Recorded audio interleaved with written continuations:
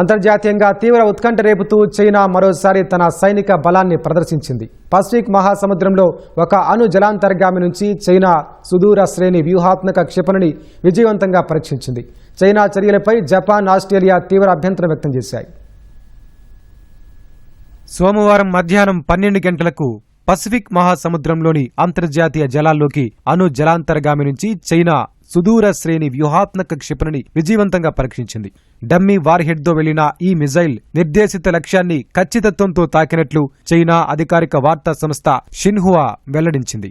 ఈ క్షిపణి పరీక్ష ప్రాంతీయ శాంతికి విఘాతం కలిగిస్తుందని ఆస్ట్రేలియా విదేశాంగ మంత్రి పెన్నీ వాంగ్ మండిపడ్డారు. చైనా పారదర్శకత లేకుండా అత్యంత వేగంగా తన సైనిక శక్తిని పెంచుకుంటోందని, ఇలాంటి చర్యల వల్ల పొరపాట్లు జరిగి యుద్ధ వాతావరణం నెలకొనే ప్రమాదం ఉందని ఆమె హెచ్చరించారు. చైనా సైనిక చర్యలపై జపాన్ ప్రభుత్వం తీవ్ర ఆందోళన వ్యక్తం చేసింది. ఈ పరీక్ష తమ భద్రతకు ముప్పుగా మారకూడదని, క్షిపణి ప్రయోగాన్ని పునఃసమీక్షించుకోవాలని తాము బీజింగ్ను ముందే కోరినట్లు జపాన్ మీడియా వెల్లడించింది. అయితే అంతర్జాతీయంగా వస్తున్న విమర్శలను చైనా విదేశాంగ శాఖ కొట్టిపారేసింది.